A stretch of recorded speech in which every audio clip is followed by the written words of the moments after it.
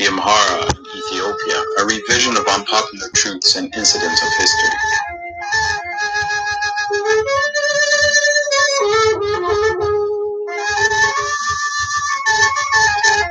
According to Ethiopian history and classics such as The Abyssinians by David Buxton, Cambridge University researcher who traveled to Ethiopia during World War II, the Amhara are an ancient Ethio-Semitic people who are settled agriculturalists of the Ethiopian plateau, living mainly in the highland regions, but also throughout the nation.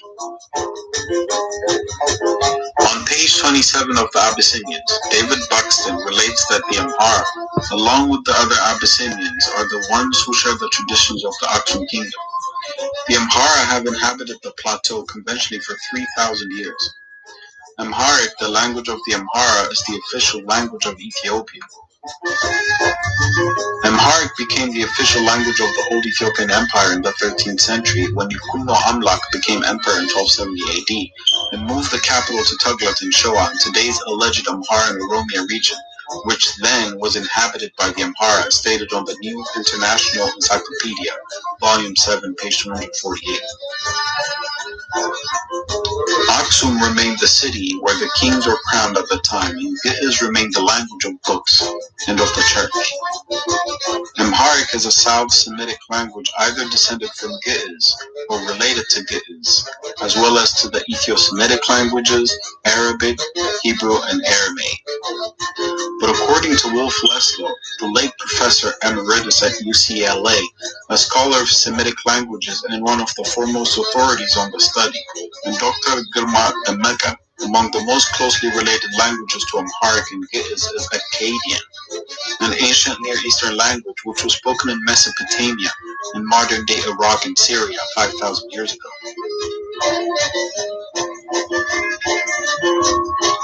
This points to the little understood, mysterious, and ancient history of the Amhara and related people. The predominant religion of the Amhara is Orthodox Christianity, the state religion of Aksum, but Islam and Judaism are also practiced by the Amhara. Prior to the introduction of Orthodox Christianity, from the 1st to the 4th centuries AD, and Aksum was declared a Christian state by Emperor Ezana, the ancient Hebraic faith that developed into Judaism was practiced by the Amhara and other Aksumites of Ethiopia for conventionally 1,000 years, since the time of King Solomon and the Queen of Sheba, whose descendants the Amhara rulers are, according to oral and written tradition. An Islamic dynasty that founded its own kingdom based on the claim of descent from the Muslim prophet Muhammad, where one of his family members had also thrived in Nepal, in Shoa, following the disintegration of the Aksum Empire, as Muslims sought refuge in the Christian Empire due to persecution by the Quraysh in Arabia in the 7th century at the birth of Islam.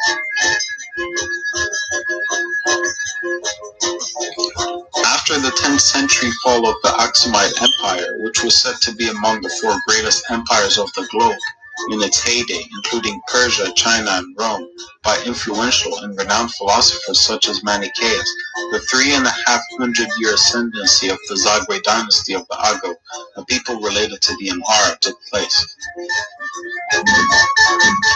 The Ago rulers are known for their particular piety and their remarkable monuments of an underground city entirely hewn out of solid rock. St. George at Lalibela is the most famous example of these remarkable geometric chefs for which King and St. Lalibela is credited. At the fall of Aksum, the last surviving rulers of the fallen empire are said to have fled from the northern Aksum city southward to Shoa. The 13th century emperor Yukunno Amlak, who claimed descent from the last ruler of Aksum, was enthroned in the attempt of restoring the previous paternal line of rulers.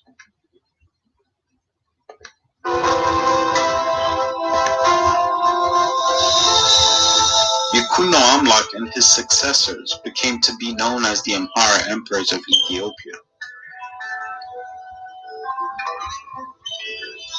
Amhara became the geographical and political center of the Orthodox Christian Empire under Yukunno Amlak.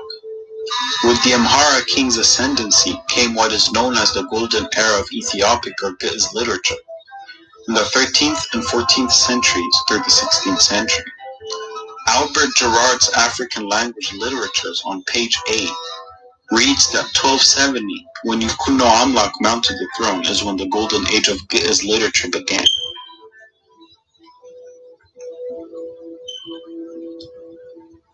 Remarkable and almost surreal constructions, like those of the Zagwe's rock-hewn monuments, also took place during the reign of Yukuno Amlak's successors. For instance, as recorded in the Futuh al-Habasha, which was an account of the 16th century war between the Christian Empire of Ethiopia and forces backing the Ado Sultanate, Emperor Naod had built a church or temple known as Makana Selassie, made entirely of gold, that was looted and burned down by the invading forces. The source relates that it had taken him 13 years to build it, and that upon dying his son, Libna Dingle, had continued its construction. The passage in the Futuh al-Habasha on pages 220 and 221, and then 240 through 247 reads, "There was a church in Amhara that had no peer in Abyssinia. King Naod, the father of King Wenagsega, Ate Libna Dingle's crown name that is, had built it. He exhausted himself in its construction, in its planning, and in every detail of the work.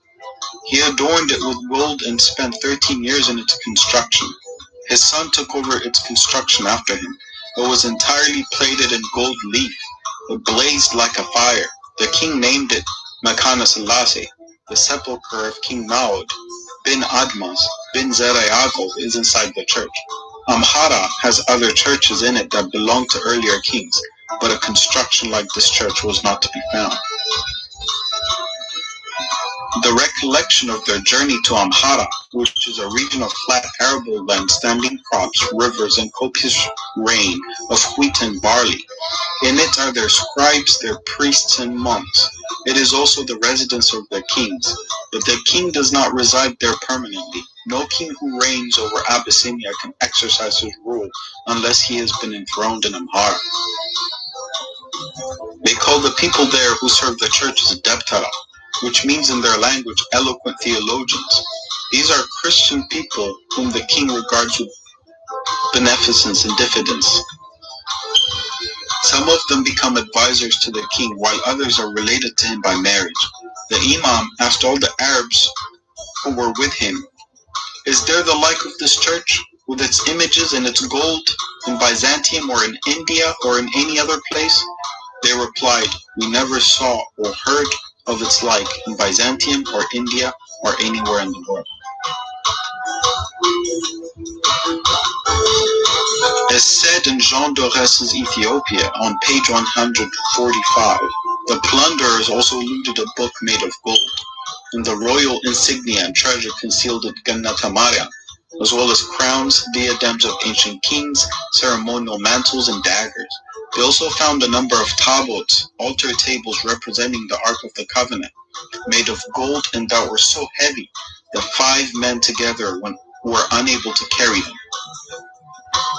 Libna Dingle was never to see the help which the Portuguese had helped to carry out. He who 20 years before rode forth on horseback, crowned, and with an escort of chained lions, died a year before their arrival with hardly an attendant. The Al-Ibrahimi Yemeni chronicler of the Futuh al-Habasha during the 16th century war between the Ethiopian Empire and the forces backing Ghain Ahmed records that the invading forces needed 20 days to loot and recuperate all the gold from one single church in Amhara. This somewhat reveals the massive degree of the empire's wealth at the time prior to the irredeemable and severe damage brought upon it, and the endless war between invaders and the empire striving to save it from total destruction to prevent its conquest. The concealment of these truths has led to the dishonest portrayal of the Ethiopian emperors, and particularly the Amhara, as an oppressive people, because the emperors and the people fought off invaders and did not hesitate to destroy their killers. This utterly destructive war occurred in the beginning of the 16th century, after Libna Dingle succeeded his father Emperor Naod. During his reign, the great capital city of Ethiopia was Berara, displayed on Fra Moro's map and supported by recent archaeological findings. The capital city, Barara, was located near and on the same soil as the modern capital, Addis Ababa, which astonishingly explains Emperor Menelik's ambition to retrieve and recover the land of his ancestors and situate the new capital, Addis Ababa, where the capital of the kingdom was prior to the 16th century Oromo migration. Barara was the capital of Ethiopia between 1435 and 1530. The city was destroyed and occupied by the Oromo, whereas before it was the siege of the Emperor of Ethiopia, where he concentrated wealth and power. Emperor Zeta Yaqub held power at Barara, sending for artisans in India and Venice.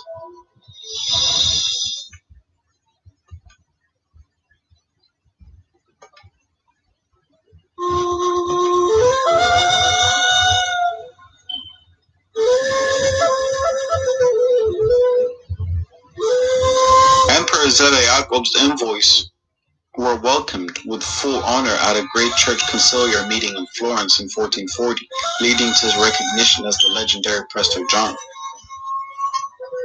It was during the reign of Lubna Dingil that two major and catastrophic events that will happen simultaneously and which will indefinitely change the fate of the Amhara and of the entire nation occur. The Oromo migration and expansion, which will bring immense chaos and bloodshed, contributing to the peril of a significant portion of the population, namely of the Amhara and related people such as the Gafat people who are now extinct, in the war with Grain Ahmed's invading forces. In the Abyssinians, on page 57, the Cambridge researcher Buxton, consistently with every credible sources on the matter concerning the history of Ethiopia and the Amhara, states, the bleak Addis Ababan region, along with the even higher and colder district of Mans, further north, belongs to the historic heart of Old Shoa. Many names famous in Ethiopian history since the 13th century are associated with it, and Zara Yaqub made his headquarters for a time at Debre Abraham. Oromo tribes invaded the plateau in the 16th century, pushing the Amhara into the gorges in the broken country to the east, and it was the main concern of the Shoan princes of the 18th and early 19th centuries to regain control of the plateau. The author adds, the hardy Amhara, who make their living from the windswept plateau from the rather cozier recesses of the gorges, are a proud and highly individualistic people. On page 28, he relates that the deeply entrenched and almost impassable valley of the Abai or Blue Nile, where it forms the southern boundary of Gojam, is one of the more clearly defined ethnic boundaries in Ethiopia. South of the river, the population is solidly Oromo, except to the west, where Negroid tribes who have pushed in from the White Nile occupy most of the lower country. The Oromo people were absent from Ethiopian territory in medieval times before the 16th century, though their ancestors must have been multiplying in what is now Somali country, south of the Gulf of Aden. With their highly developed tribal organization, characteristic institutions outgrew their living space and started migrating in a southwesterly direction towards the end of the 15th century. In the 16th century, taking advantage of the universal chaos following the Muslim wars, the war with Grain Ahmed's forces, the Oromos flooded into the southern marches of Ethiopia.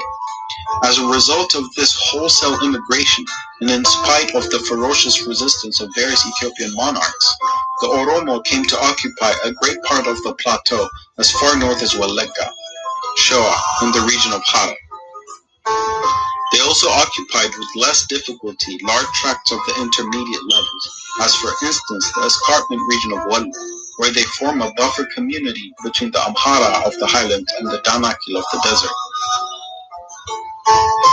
As Buxton and other authorities, both local and international, relate, the migration and expansion of the Oromo resulted in the genocide of a significant and massive number of the Amhara population and other indigenous people inhabiting the southern region. In Abba Bahari's chronicles known as Zena Hulagala, which is an eyewitness work dating to the 16th century by an Orthodox monk who records the massive and atrocious genocidal acts against the Amhara indigenous peoples by the Oromo and their invasions of different regions. author of archaeological research, Jean Dohes, also relates in his work entitled Ethiopia that the Oromo would sacrifice the Christian Amharas to idols in celebration of their victories of invasion. The Emperor Iyasu in one instance would avenge the Amharas which the Boran Oromo had invaded, captured and sacrificed to idols. The Amhara emperors and patriots dedicated their existence to the defense of their kingdom. The highly organized and ruthless invaders would destroy entire cities, massacre the people, loot every treasury, and labor to murder the emperor to conquer the kingdom. The emperors and patriots having to defend their nation against invaders, both progressing from the southern borders and going out into African and Arab forces, would retaliate at equal intensity. Having eventually regained control, the succeeding generations of invaders would ironically become the accusers of the Amhara, pleading to have been subjugated by them. Very few seem to know that the capital city of Gondar was founded as a fortress city by Emperor Fasilides to secure the throne of the Emperor of Ethiopia and protect it from the southern invading Oromo by transferring it to the north to Gondar from Shawa. Fasilides himself was born in Showa, and his father Susnios, who was captured by the Oromo at 16 and lost his father at their hands while at war with them. The heir of the princes known as Zamena Masafint was 100 years of the nation drowned in utter instability as a result of the constant wars with the expanding Oromo.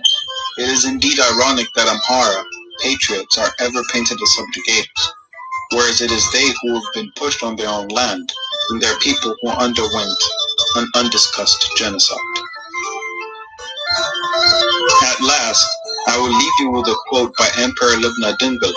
Upon knowing that he had lost every province to the invading enemies and news had reached him of the death of Raswa Senseget, his most important and trusted general, as written in the Futuh al-Habasha. Livna Dingle said, "We shall go to the kingdom of our forefathers, the kings of Amhara. We shall die by the gates of Amhara while defending her."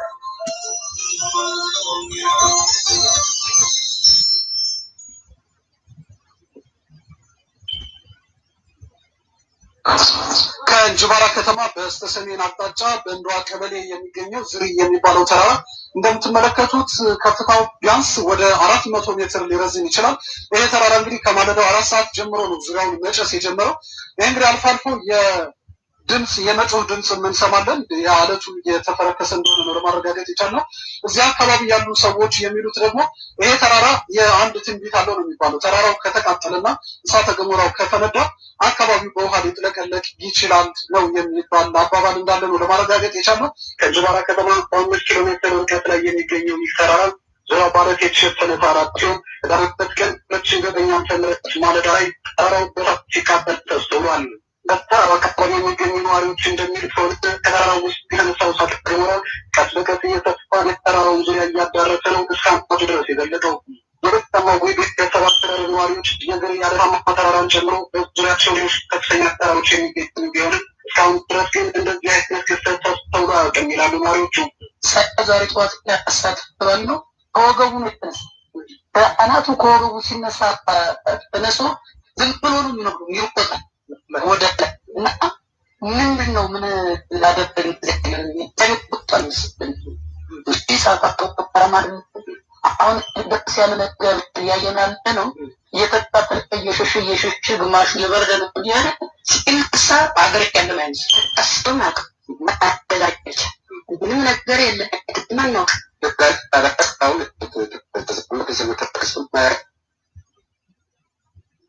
The customer's happy, which makes us happy. That's why the Freimark feeling here you can actually see. As long as we're creating a winning customer environment.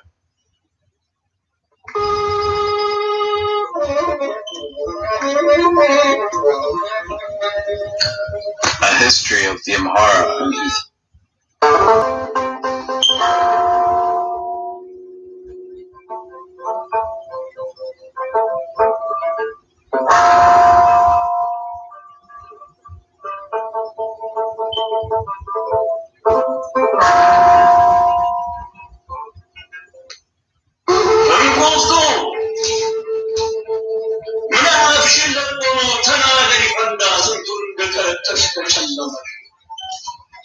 በማርያም ባጠፋው በማርያም የትም ባጠፋው ታናለ በገደለበት ቀን ቤተሰቦች ተጨፋው ይሳ ተባጋደ ነገር የሚጠይቅ ኢትዮጵያ እንቁፍ ምናፍሽ በማውጪ ተናገሪ ስንቱን እንደተረከሽ ለዓለም መስከኝ አንተ የጠያቂ እንቁፍቱ ጋር ደጋግማ ትጣራ እኔ ምን አገባኝ በገዢዎች ይስራ ያሳ ግማቱ አሉ ጭንቅላቱ እንዲያም ተገዢዎች እንዲያሲያምታቱ ገዢ በበደለ ተገዢን ሲያወግዙ አማራ እያሉ ሰው ሲገዘግዙ እናም እኔ ጉዝ ምድር እንጂ ገዢ ማናረገኝ አንተ ጠያቂ ባጣ ባካትክ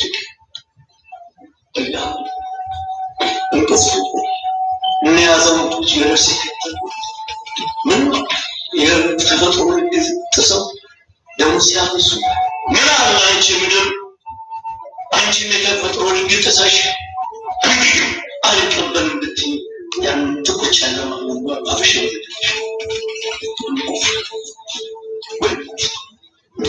አንተ ጠያቂ እንቁፍት እያባካ ጨጭተኝ እባክህ ልቀቀኝ ጉዝ ምድር እንጂ ገዢ ማናረገኝ እናም እንቁፍት እያልክ ይብቃ አትጣራ እኔ ምን አገባኝ በገዢዎች ስራ ዋይ ፈርዶበት አማራ እጁ መርጋ አውጥቶ እግሩ ተሻሽሮ የጌታ መከራን እየገፋ ነው ለኢትዮጵያ እናቱ አጥንቱ እስክሶ ስጋው ቀምጥሯ በደሙ ለብሶ ለአንድነቷ ክብር ለህዝቦቿ ፍቅር ጠላቱን ተጋፍጦበት በገባረ ፈርዶበት ፍዳውን ይበላል እየተወገዘ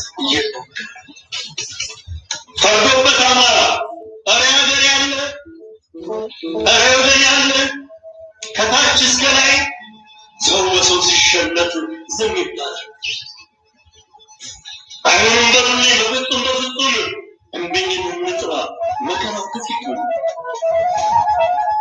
ኢትዮጵያን ማኖራት ደሙን በመገበር ወርቅ ላቀረበ ምላሹ ማፈር ቀን ሰዓት ተጋጥ ለወያኔ ያዝም ጉድጓድ ይከተታል አማራው ተለቅ ዘሩን ሀገሩና ክብሩ ለሰንደቅ ዓላማው መብቱን መብቱ ባላል ደራደር ደቃን ለማለት ይጋዛል ቃል እያለፈቱ አንቺ ማማ ኢትዮጵያ ገሪ አንቺ እናት አገሬ ዜጎችሽ አለቁ ታዛዡ ነሽ ማለት ስለለም ይባገር እንብኝ የሚታጠቅ ሲቃውን ለማስቆም ለወገን የሚወድቅ ነግበን እያሉ ክንድን አጠንቀው ይህን የግፍ ስርዓት ካልጣባሽ ከንቱ ሁሉም በየተዋላው እየረዋል እያለ ፍንኩርኩር ይመጣል ይሰደዳል ካለ ፈርዶበታል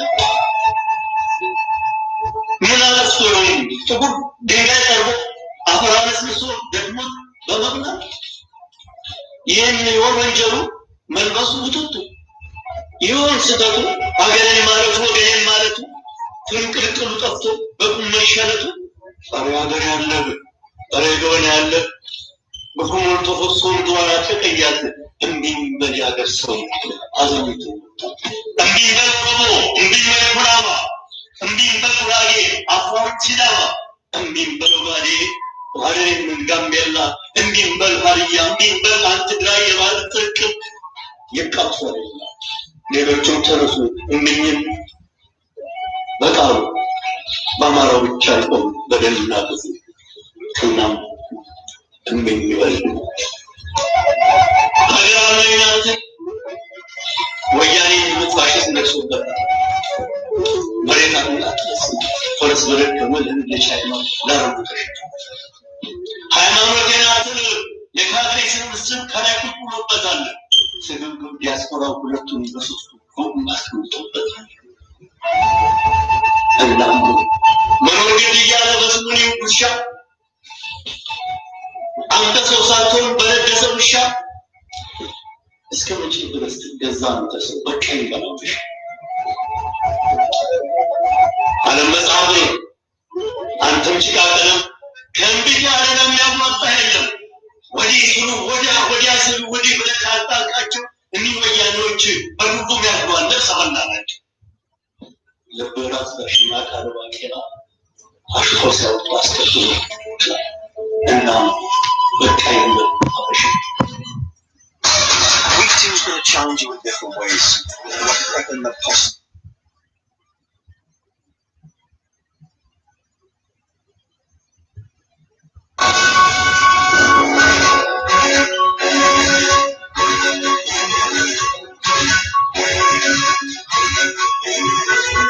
ሄኖክን ታማኝና ልጆቻችንን ማመስገን እፈልጋለሁ። ምክንያቱም በሚኒሶታ ውስጥ አማራው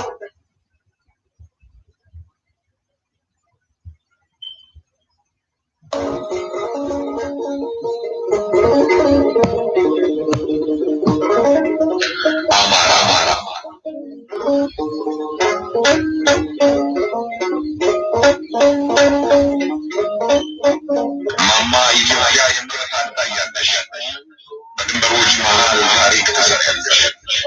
አንዱን ዓለም ልመሽ አንዱን ታደርጊያለሽ። በታሪክ ክታብ ላይ እውነት ትወርጃለሽ።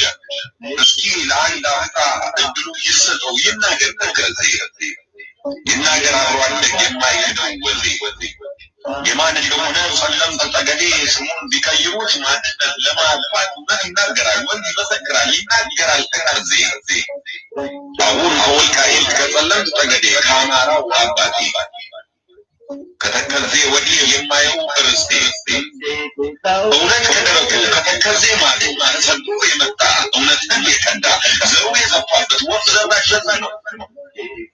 ተመለስ አንተ ሰው ከዚያ ነው በቋንቋ በድንበር አገር ለመበተን ሰው አስፋደናል።